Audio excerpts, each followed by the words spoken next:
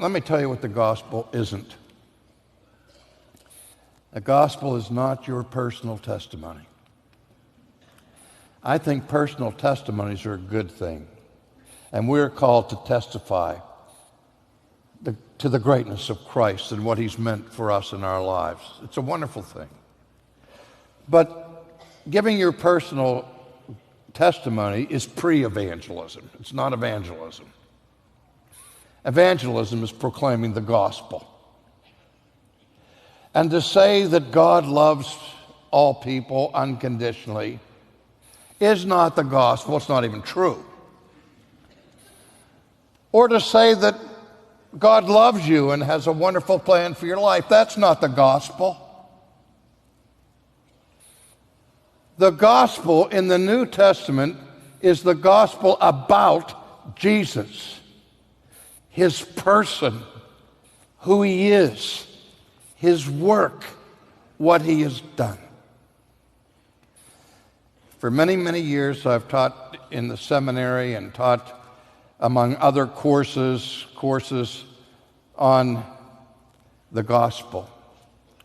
And in order to work in the Doctor of Ministry program of seminaries, usually it's required that a person will have finished their basic seminary training and be ordained, be in the ministry for at least 5 years before they could enter into a Doctor of Ministry program.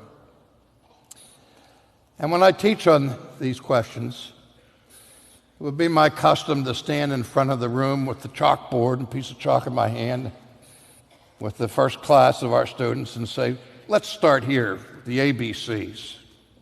How many of you have been ordained to the gospel ministry? And they all raised their hand. I was okay. Let me write on the blackboard the definition of the gospel. What is the gospel? And these are usually conservative pastors, evangelical pastors.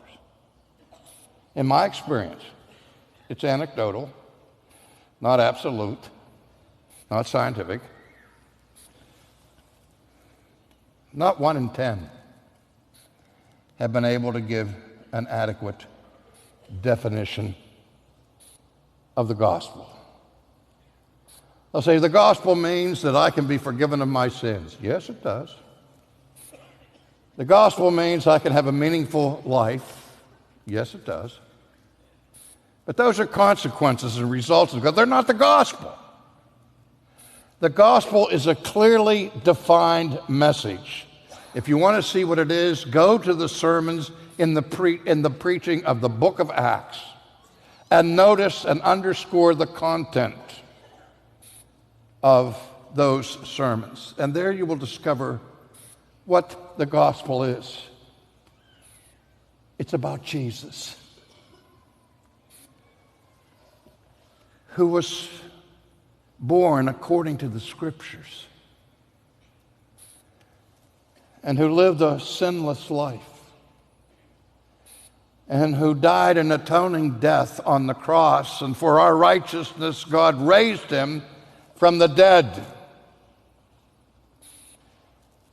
and carried him in glory to heaven for his coronation as our king and for his installation as our great high priest who ministers for us every day and who will come again at the end of history to bring the fullness of his kingdom, which has begun already, but will not be completely manifested and consummated until his return.